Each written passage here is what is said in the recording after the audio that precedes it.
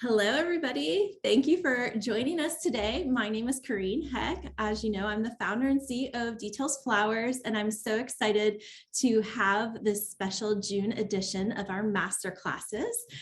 We are doing the subject matter of the key to wellness and mental health in the floral industry. And of course, I think these are really important subjects. So I'm very excited to welcome my special guest, Dr. Breigh Jones-Coplin. And she just got the doctor added onto this. So we're going to dive into that because I'm so interested to know. But welcome, Dr. Breigh. How are you? Thank you for having me. I'm great. I'm feeling good today. Yeah, that's good. Yeah. That's the best way to be, right? Mm-hmm. I had the pleasure of meeting you recently when we were both in Albany, New York for the Team Flower Conference, and which was a really, really wonderful event, a 3-day like immersive event of flowers. But I was struck by my most favorite thing I walked away from was what your conversation topic was. And I felt like that was just something I really wanted to explore more and share with all of our members. So thank you for accepting my invitation on kind of short notice to be our June speaker. But yeah, can you let everybody know just a little bit about yourself and how you got started in this like profession? I have a brief bio, I guess. Maybe let me read it first if you don't mind. Yeah. So Dr. Breigh Jones-Coplin is the owner of Black and Blossomed, a flower design company. Breigh creates floral arrangements for special events, photo shoots, and everyday decor. She created Black and Blossom to show Black art and ignite a movement away from merely surviving as a community to thriving. Aside from her floral business, she recently received a doctorate in clinical psychology at the University of Denver and is passionate about intersecting the world of flowers and mental health. So what can we add to that, Breigh? What did I miss? And thank you, Amanda, for doing that. But yeah, so tell us a little bit about how you got into both flowers and like an interest in mental health and what it took to like get into that like doctor role too. Yeah. It's such a layered I think journey, but you know, the short story of it is I started off, I have an athletic background, and so I had career aspirations to be a professional athlete, and then I had a career-ending injury, and so it kind of like took me into this kind of phase of what am I going to do with my life now?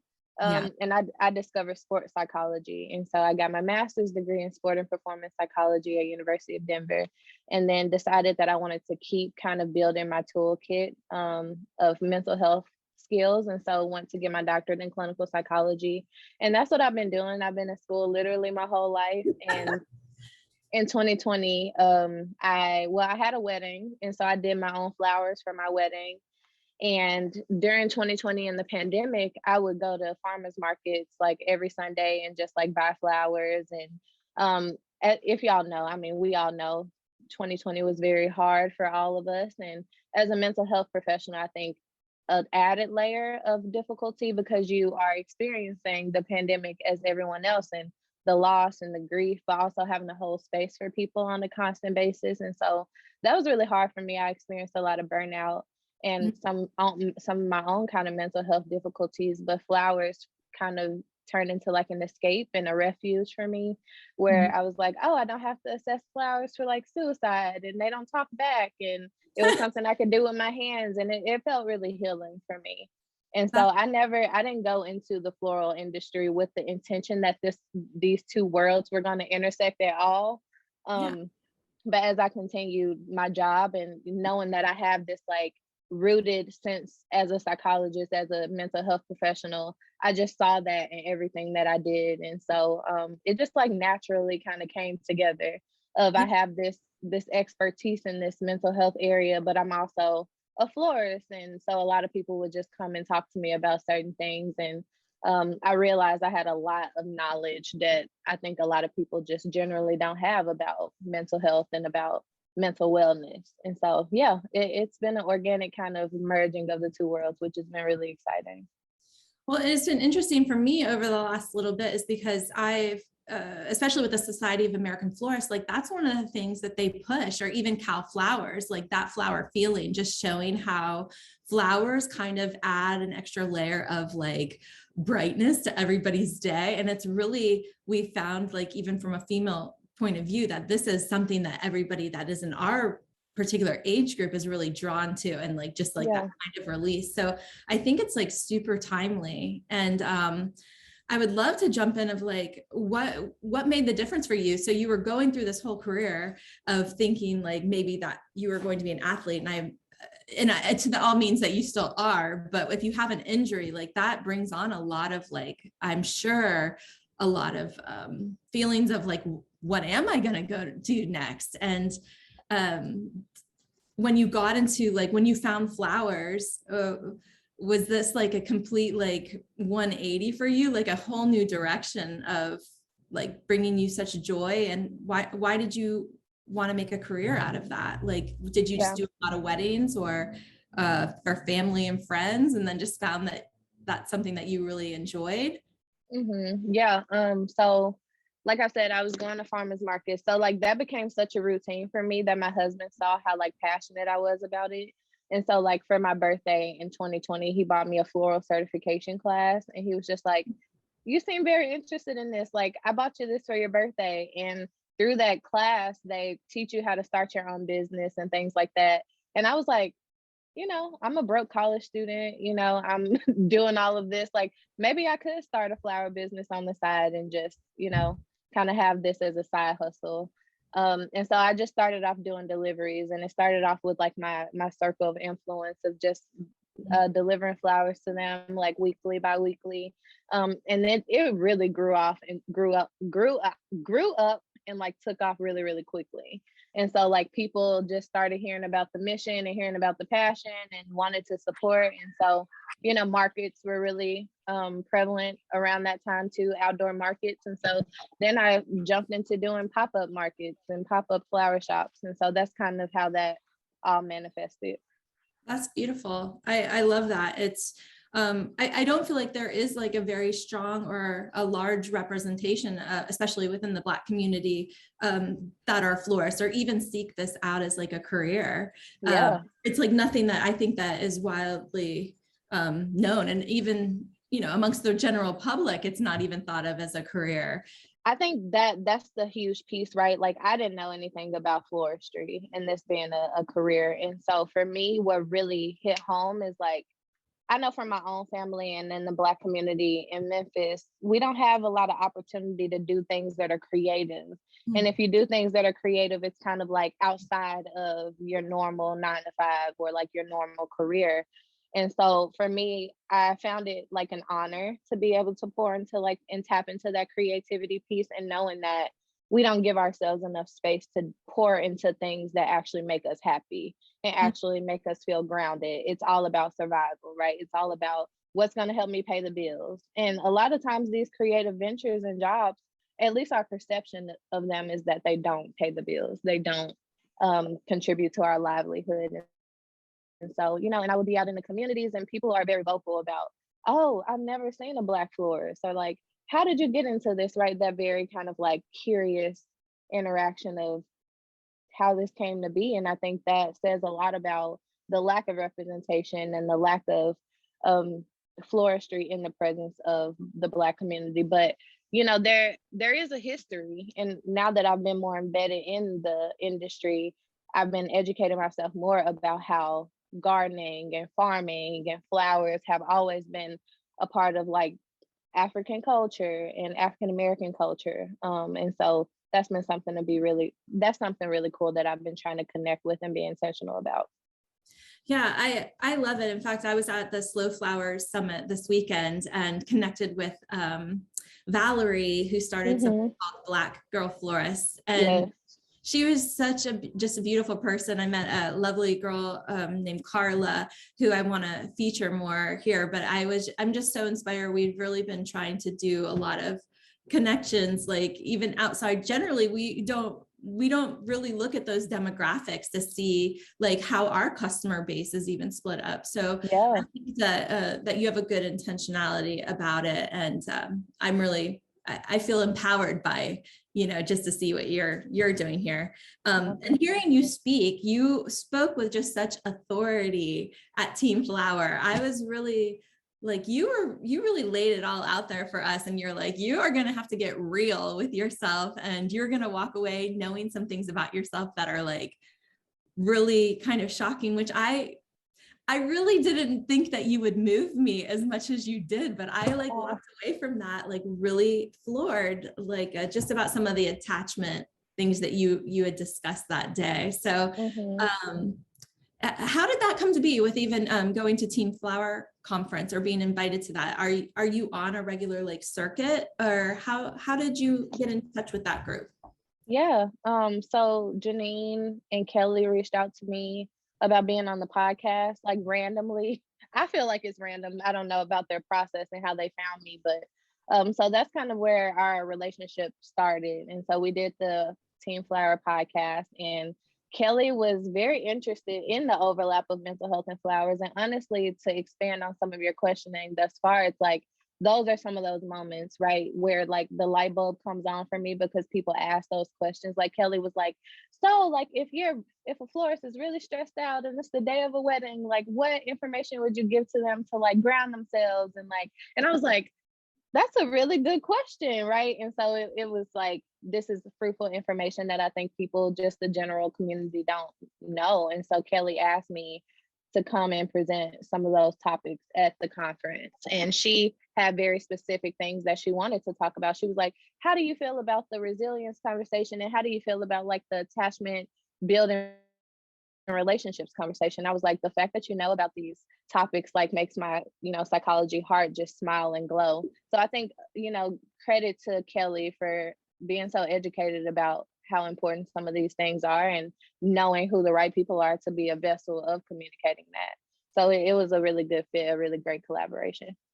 Yeah, it was really enlightening, I think, for most everybody in the audience there. It's because you go and you think you're going to do one thing, but I just about the flowers, and it was kind of a happy surprise that was weaved into the itinerary, because I don't think it's a lot of time that we as florists realize how difficult and strenuous not only the physicality of doing floristry, but also like dealing with these clients, or, it's a high pressure situation. Like this event is coming on this day, whether you are completely prepared or not. So I think there's a lot of burnout where people are just like emotionally like exhausted from the floristry or just owning their own business. So I was really quite open with it. But so like I guess let's dig into that. Like, what are some signs that like florists will know that they're experiencing burnout? And then like, how would you suggest that they like kind of combat that, or what can they do? Yeah. We laugh in the psychology world that every question is an answer of like, it depends, right? But but it's so important to start there, right? It depends. I'm gonna give y'all some like pointers, but it's important to know yourself. And I think that's the biggest piece of, you have to know what your baseline is. You have to know where you start from. What do you look like on 100%? What do you look like when you are at your top of your game, when you're excited about something, when you're invigorated? And then noticing those changes. I think something really, when you get to this point, it's probably like, you can't just go get your nails done or go get a pedicure and come back from it, but it's like that resentment, right? You can't wake up in the morning, you dread the thing that you have to do throughout the day. You just have low energy, and that can manifest very physically, right? Of like your body, your muscles literally hurt, you have headaches, you can't sleep. But it manifests mentally too, of like the way that we talk about our work and the way that we talk about ourselves, of, oh, this bride is being so irritating and I hate it, and or I don't want to go to the shop today, like I would rather be doing anything else. So I think like those are some important markers, but I would drive home the fact of, start checking in and knowing those ebbs and flows of like how you operate. Of, I know when I'm very energetic, like I can wake up at 6 a.m. and be on, and but when I'm not, I'm loud, I'm lazy, and I like just can't get out of bed. And those are important things to kind of address in those moments. Yeah. Yeah, I can completely relate because, there's days when I'm like on fire and like want to post on my Instagram and like I'm so happy, let's share it with the world. And there's other days when I'm just like, ugh, I like Mhm. really just am bored by myself, it's like I have nothing to say. And I'm like, that comes from a place of like that whole self-talk and being self-aware and just knowing what you need to do to pick yourself up and just Yeah. go at it again. Are you how do you think people can gain like that resilience so that those things don't ebb and flow so much? Yeah. I think they're gonna naturally ebb and flow. Like I want us to like manage our expectations because I think there's this idea that like if you love what you do and you're passionate about it, you're never gonna have a day where you like are drained and like don't want to do what you do. I think that's a natural occurrence because like we just have off days sometimes. Mm, But I think the important piece is like how much of an impact does that ebb and flow have on your productivity, on how you show up? And that's the piece, right? So I can feel bad, I can feel drained, but like, does that impact me actually getting to the shop today? Does that impact the quality of my work? And that's where we want to kind of have some of those pieces in place to combat that. And so I think resilience is, we talked about this at the conference, but it's a bouncing back, right? It's a restoration, it's a recovery. And so, I think we can look at it very simplified of like if you're having some mental kind of drainage and burnout, the self-talk piece of like the way that you talk about yourself and your work could be a way to kind of bounce back of instead of paying attention to the things that aren't working or the things that make you feel drained and fatigued, paying more attention and manifesting those things that do bring you energy, right? So that might be maybe I do give myself another hour of sleep today. Or maybe instead of like going straight to the shop, I stop in my favorite coffee shop and like really energize myself, or I spend more time with the dog or whatever that is. But like taking yourself out of that kind of like negative, dark mindset and putting it into something that you know fulfills you. And then mm, I think from a physical manifestation standpoint of like, your body is gonna give you information about where you are. mhm. And maybe you do need extra sleep, and maybe you do need a better breakfast, and maybe you do need to get more vitamin D and be out in the sun, right? So I think those are things that we don't emphasize as much of like it can be really small kind of markers to building that resilience piece. And it's a lot that goes into it, but I think those are some really cool kind of simple takeaways of, it's that checking in and then doing something in that moment to get you back in that kind of operating productive, I'm not going to say positive, but kind of just like open kind of standpoint where if you have something that doesn't go your way, it doesn't like knock you completely down and you can't do anything else. Yeah. Well, I think as business owners, it's just you're going to get all these things at you. And it's like all the decisions that you have to make in like a day sometimes can be like mentally taxing. And Mm-hmm. for me, like I work, 8 to 10 hours a day, and then I go home and I should probably share with my family, but the last thing I want to do is like talk about it more. So I think it's Mm-hmm. all like an internal digestion of like how we deal with these things because you don't want to just dump on everybody next to you. Yeah. So um I always, I try to take a yoga class or something, but then Mm-hmm. there's the physicality is sometimes so draining too. So I'm like, oh, I'm Right. just gonna lay here. Yes.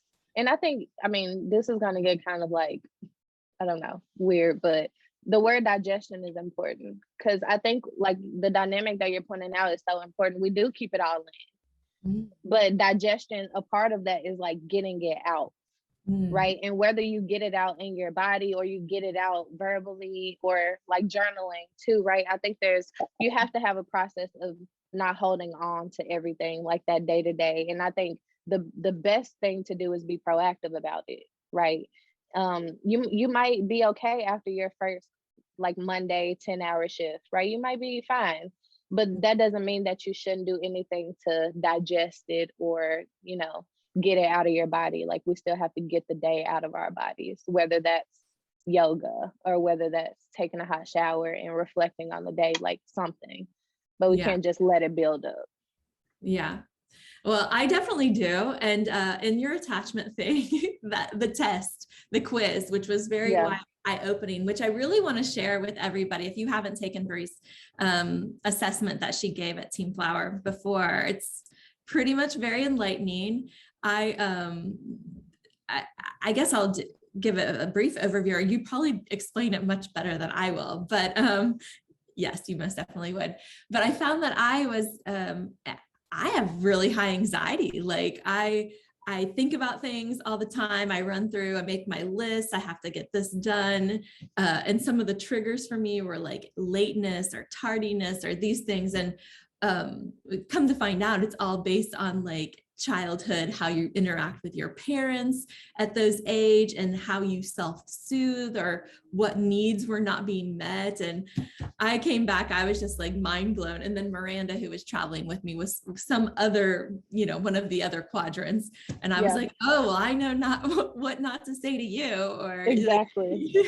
But we learned so much about each other just traveling on a trip. And we kind of laughed about it. But then internally, I'm like, okay, well, these are things I really need to work on. And it wasn't until I really took that quiz that I kind of became aware that these were the issues for me. So would you mind like sharing the more clinical like breakdown of what that was? And then we'll be sure to share this link for anybody who's interested to take the test themselves.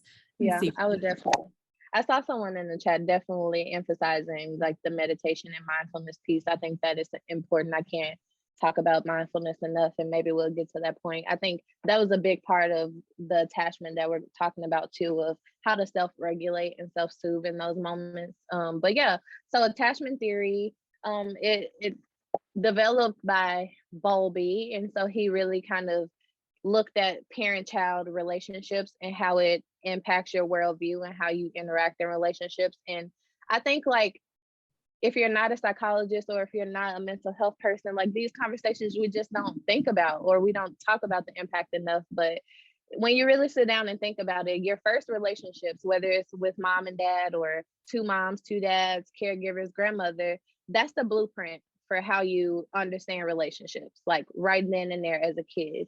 And I think we have this idea that like, oh, babies, they don't know anything. They're so unaware of what's happening around them. And, so much literature and psychology is debunking all of that and saying like, actually, when all you have to do is what all you're responsible for is breathing and keeping yourself alive as a baby, you're taking in all of these different stimuli and experiences. And so they break it down into basically anxious, avoidant, and secure attachment.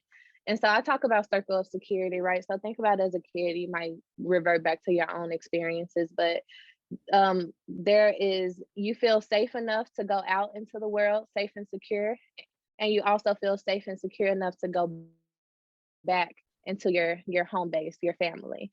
And so at any point, if that safety and security is like questioned, or you don't have it, then you develop these kind of ways of operating in the world to control those things. So anxious people have the experience as a kid or, as a child, where maybe you have a helicopter parent, maybe you have someone who is there all the time, just like very much. And so you develop this kind of like clinginess.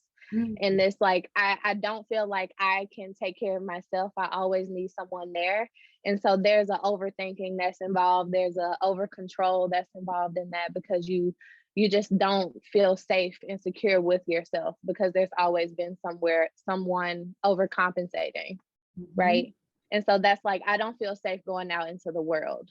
And then the other part of that is avoiding. And so the way that we think about it is like, maybe you had an experience where your needs weren't met as a child. Like maybe it took too long for your diaper to get changed, or maybe it took so long for you to get food when you're hungry. And so you developed a way to self-soothe, or you develop a way to kind of take care of your own self. And so like, you think about that person as an adult, they're very independent, they're very avoidant, they don't want to get close to people because they don't trust that they're gonna be taken care of. Yeah. And so like that stuff, if it's not addressed and understood, it kind of follows us, and we follow that kind of path in so many of our relationships. And I think as business owners, as human beings, we don't recognize the impact, and it's kind of a disservice, because those things are going to show up in our relationships. They're going to show up in our work with each other. And then they're secure. where, you know, you are just as much trusting of people to show up for you, and you're just as much as trusting that you're going to be able to take care of yourself. And so it's kind of a balance. And not saying that secure, like you don't have those anxious or avoidant moments, but it's not your primary reaction to things. Yeah.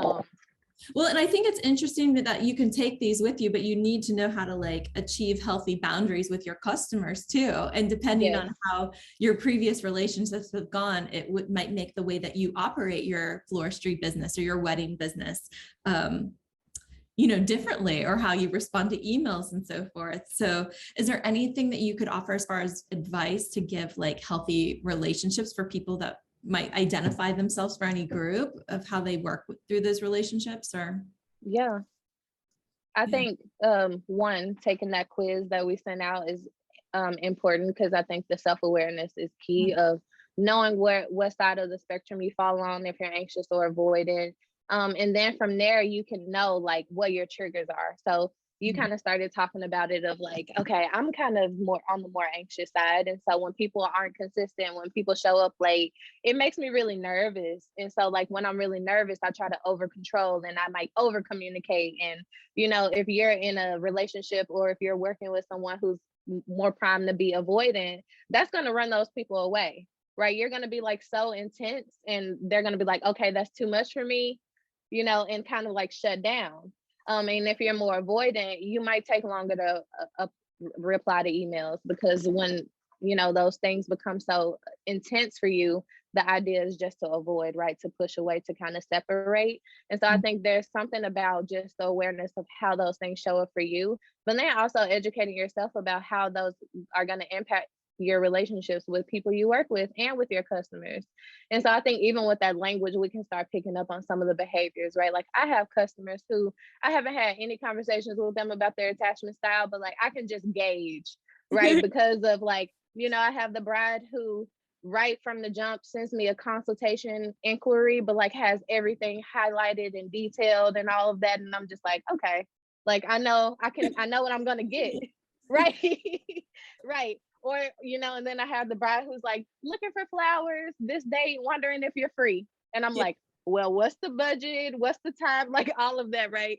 And so like I can know how to engage. But I think the important thing is business owners, and if you're working with people, is like these things, people engage anxiously or avoidant when they don't have a secure base. Right. That's the important part to know. And so a part of our role is to provide our customers and our clients with securely based experiences. Right. And that's going to be an internal process of making sure, like, if you're more anxious, you check yourself and you self-regulate so you can present in a balanced way. And so that the clients can get an experience where it's like they know what to expect from you. They do feel like they can trust you because you're communicative, right? And you just show up in a way that's consistent. And I think that's the important part. That's the advice. It's a lot of advice in there, but like that's what I want to hone in on for the business owners. Well, yeah, and I have to say I agree with that, because even though I tend to run more anxious, I kind of do the worrying for my clients, so that when I show up for them, they don't ever see me sweat. Like I have it all worked out, and I'm giving them that feeling of, even though it might be running through my head of all the scenarios that could go wrong. I've really checked off every box, but that was, it was a lot. I mean, there was years, I did event design for 15 years. And I have to say, like, when I was rounding out my event schedule and moving completely into the software side, there was some overlap for a while, but those last 3 weddings, man, I would wake up from nightmares thinking I was going to forget something really major. And it's like, how did I do this for so long? Because there is a lot of pressure that we put on ourselves as business owners, especially when it's someone's wedding. You want it to be really rather perfect. But I don't know where that was going, but just a kind of an agreement that it's I try not to let anybody know that I have concerns. And that's the part too, like what's coming up for me is maybe you're more intentional about the type of things that you take on, right? If you have that luxury, I know some people, they're the only ones in the business, but like if you have a team, there are going to be roles and things that you engage in that are going to be more anxiety provoking, right? Maybe those things that have so much attention to detail or whatever are going to be your strengths, and you do those. but the things of like coordinating with the other event planners and things that like are a little bit less out of your control or more out of your control, maybe that's the stuff that you need to delegate to someone else, because those are triggers for you, right? Yeah. It makes you feel unsafe, it makes you feel insecure in your work. And so as much as we can, like not overwhelming ourselves with everything once we know kind of how we engage with the world and in those relationships. Yeah, I mean, awesome advice. I think that is just that self-awareness is pretty much key. Yes. And just to take a deep breath at that point. But something else we talked about, and I missed one of the days, the last day I was traveling, but I know you guys dove deep into imposter syndrome, and I hear that word like thrown around like a lot, and a lot of florists apparently face it. Can you dive into what that is and how potentially they can overcome those feelings? Yeah. I heard Amy did a really amazing job with presenting on imposter syndrome. I think I have a little bit of like an anarchist view about imposter syndrome. So, let me know how this lands with people. But initially I was just like, yes, we all feel it. But now that I've thought more critically about it, and hopefully this will help some people, imposter syndrome leads with the impression that people are supposed to be somewhere and other people are not, right?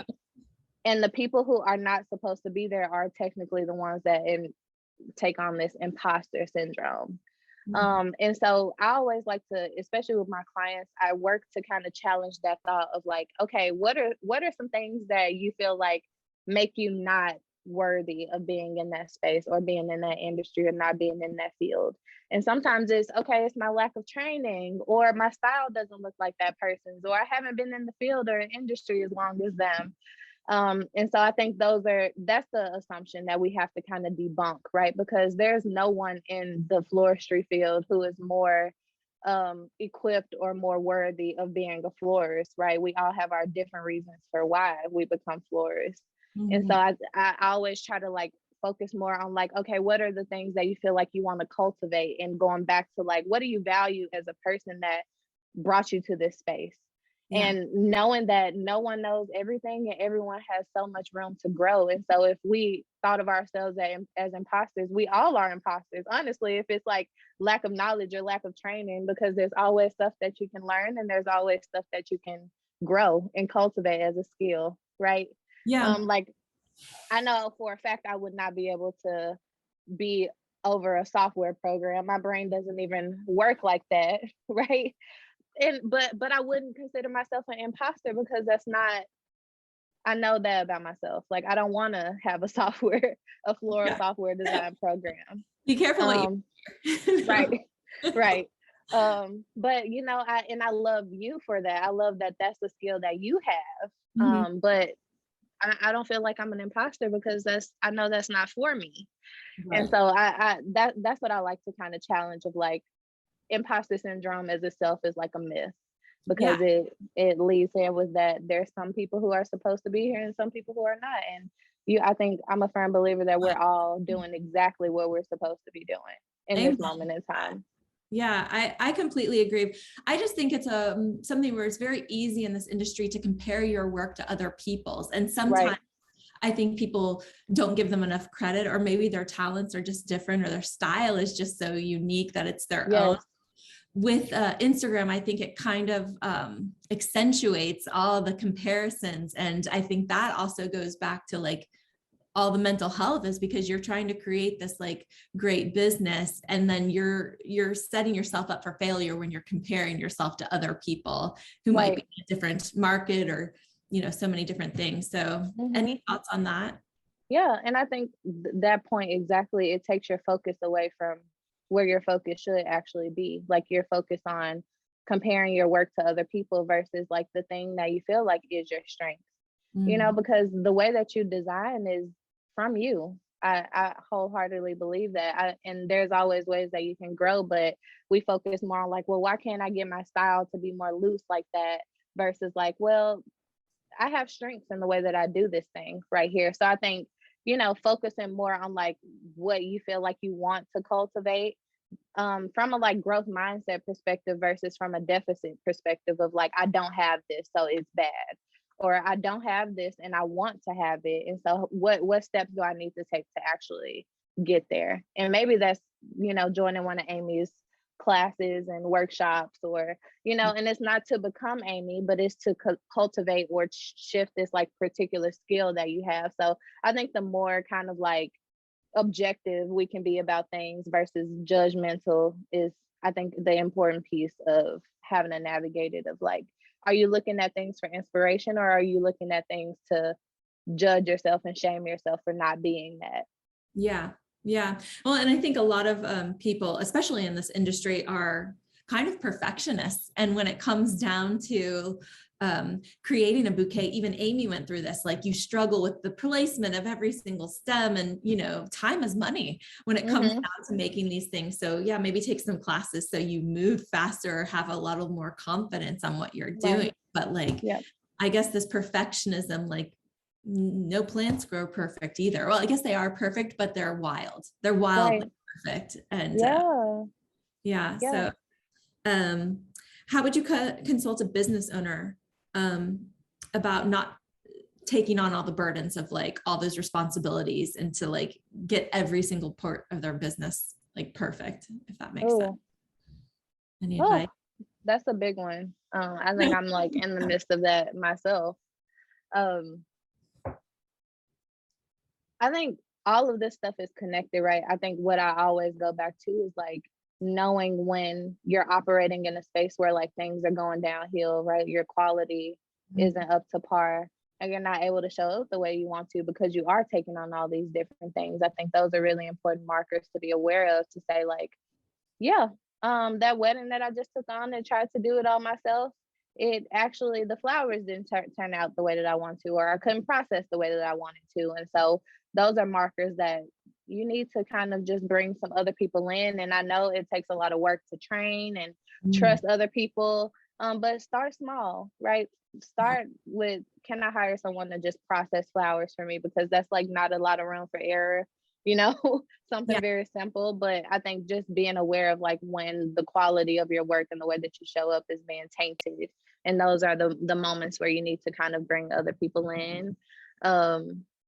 And, it goes back to attachment too, of if you're more like avoidant, then you're going to be, your biggest fear is letting your business be in the hands of other people and like bringing other people into your space too. So it's like checking that and making sure that you are self-regulating and being able to have perspective of like, is it that this person actually wouldn't do a good job, or is it because I just have a fear of disappointment? And I think we can deal with fear, right? We can have fear and do stuff anyways, but like people usually don't prove you wrong. It's like we do all the work trying to prepare for those instances instead of like allowing things to kind of happen. Yeah, I mean, it's all about having a good team around you and knowing their strengths, or when they're getting their burnouts, or how to read the room, I guess, per se. Yes. Any approach to team building? I just took all of my girls on a mental health day. We went to the spa and we all got massages and facials and champagne and fruit and muffins. And it was a really lovely day, but I just feel like we need that every time and again to like come together and do some team building, like activities or something that's some fun. Any suggestions for what florists can do to do that, do more of that, other than going to a spa and spending a lot of money to do that? I think, I mean, you brought up an important piece. I think the it needs to be a practice. Right. I think we think of team building as like it happens during transitions, like during onboarding or whatever. But I think there needs to be the business needs to be surrounded around connection. And maybe that's just me because like I'm such a like relational person, but I think that needs to be cultivated in everything that you do. So like I would say it doesn't need to be an activity, but like team meetings being very consistent, right?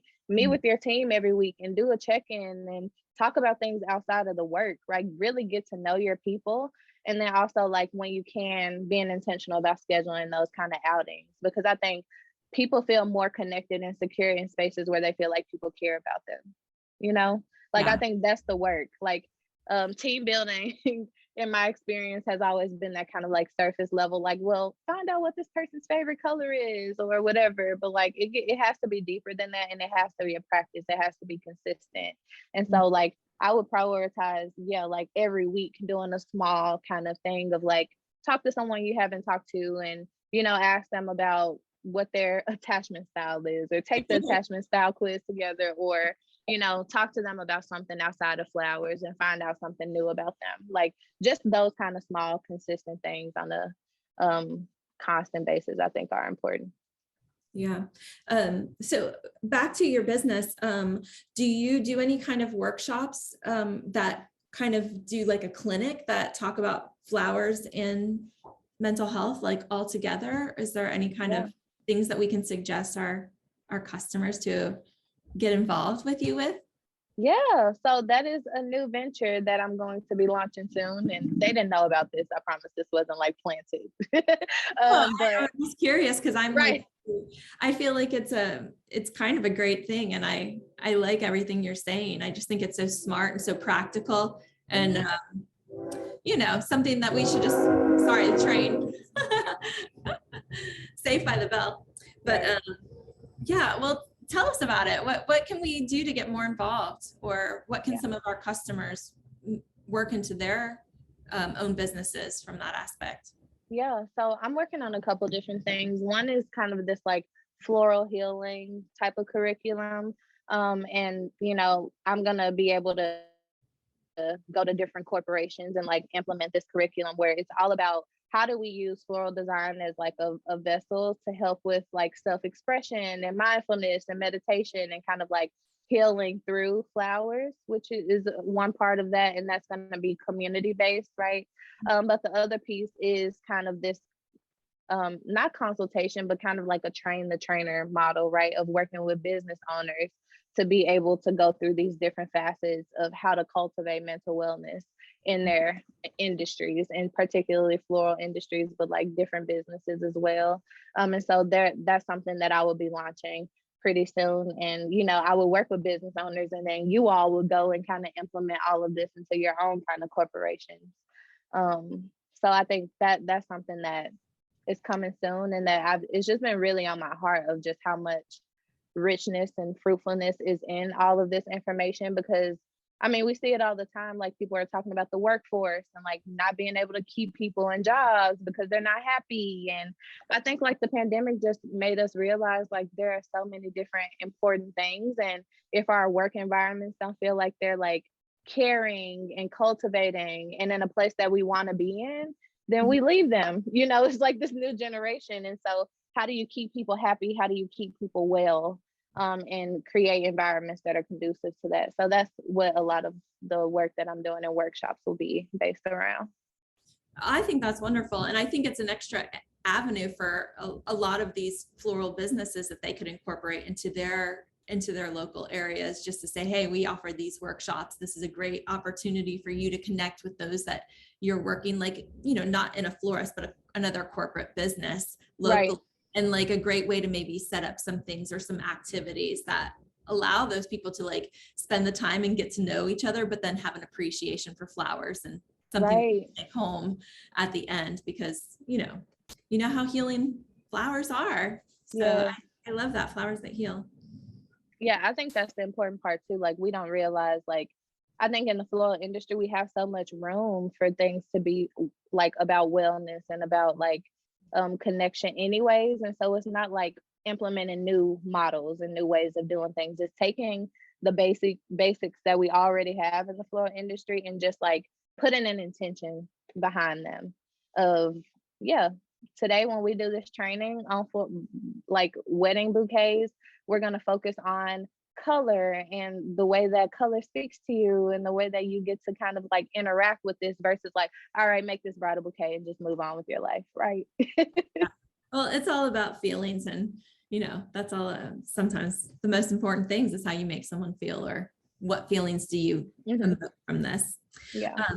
Clint, congratulations on defending your dissertation. I know that was probably a very long journey. Can you tell us about like how long that took for you to achieve that goal? Because I imagine it was a big audacious goal when you first set out to do it, which was probably years prior.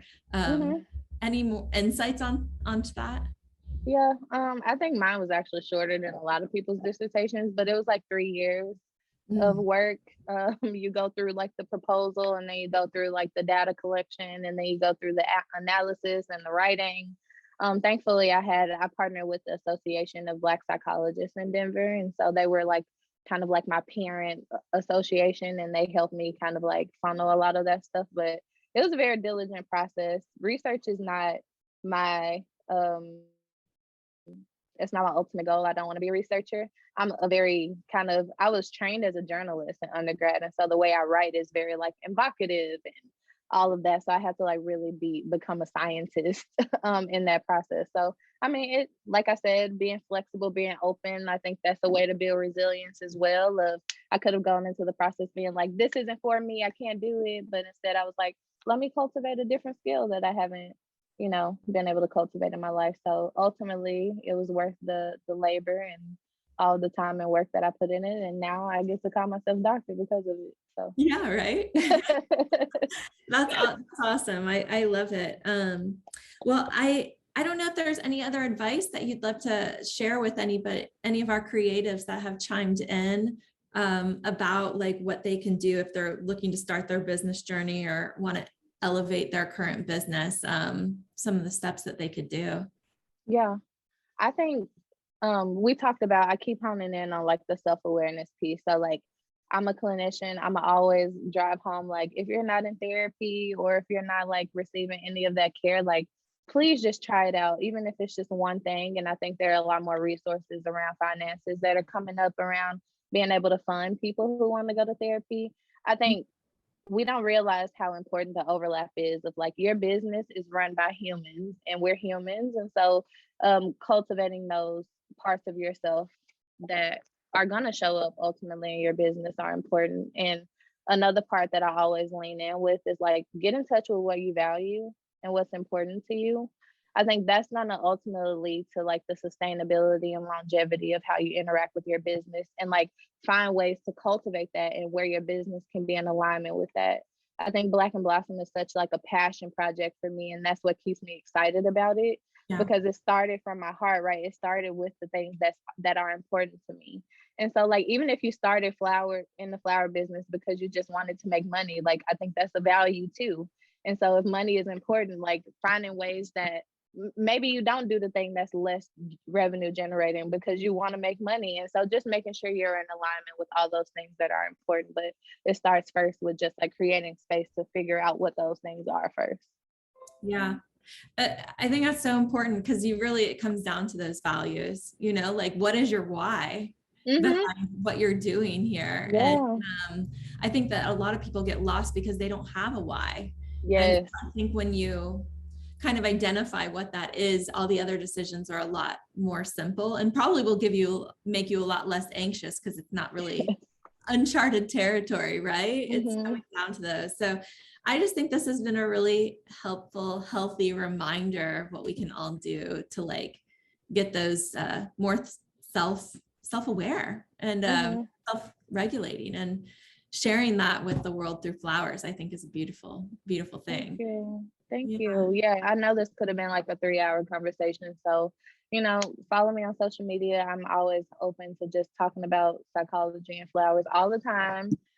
Yeah. So definitely want to create space for that and let people know y'all can reach out and just have dialogue about some of this stuff because I know it's so many layers and nuances. Well, it's a very taboo subject too, because when Mm-hmm. people are going through like hard times, they often will just like self-soothe or self-medicate. And maybe it's just something where they do need to talk to like an actual doctor to work through like what these are, or, maybe it's some cognitive distortions of different things that they might be telling themselves that aren't actually like the reality of what it is. Right, because you're living in your head with your worldview. I think there's nothing wrong. And this is the part about the stigma of mental health. We think that, oh, if I go talk to someone, that means I can't handle it on my own. And Right. that's not true. One, I don't think we're supposed to handle it on our own. That's why we're put in this world with other people anyways. But I think the other part of it is that reaching out for a different perspective. And I always tell people what I love about therapy specifically is like, you get to be the expert in your life because you live your life, but I get to be like in this helicopter and I get to like look down on you and your life and be like, oh, but what about that thing over there? Because you're on the grounds and like the things are like covering your eyes and you can't see past certain things. And so I can just kind of like be a guide to increasing kind of perspective. And I think perspective is the biggest thing that we need, right? Because if we can have the ability to look at things different than what we see them for what they are in this moment, that's openness, that's resilience, because you feel like you have other options versus like this thing is like do or die, you know? Yeah. So will you share with my audience the best way that they can reach you if they have other questions or really want to dig in deeper? How can they get in touch with you, Breigh? Yeah. The best way is through email, because people DM me on Instagram and I'm just like, please don't, because my attention span is terrible. I'll open it and then just like forget. So Black and Blossom spelled out, Blossom with ED on the end at gmail.com is the best way to reach me specifically. And then I'm on Instagram at Black and Blossom spelled out as well. And engage with the content. You know, reach out. I'll be, like I said, launching a lot of those workshops. And so if you feel like that's something that is of interest to you or the organizations that you work for, like definitely reach out and engage with that. That's amazing. I wish you all the best. I'm so glad that you were able to spend this time with us and just kind of dig deep into the subject matter. We always do a great summary recap of like everything that was included in this. So we'll post this to our blog as well with a highlight of you and your business and just what we kind of talked about. And also a link to that assessment so that they can really see and be more self-aware of how they are or others that are working with them. I just think it's important to kind of know like how people react to different social scenarios. And that was just such an eye-opening part of the whole Team Flower experience. So thank you again. Thank you for having me. This is great. My And pleasure. the questions were amazing. Good job, Miranda. Yeah, thank you, Miranda. Thank you guys for chiming in with us. We're going to send out an email with this recap in the next couple of days. But thank you, Breigh. It's been an awesome pleasure just to get to know you further. And thank you for spending this time with us. Thank you so much. Yay. Thank you. Bye, guys. Bye, y'all.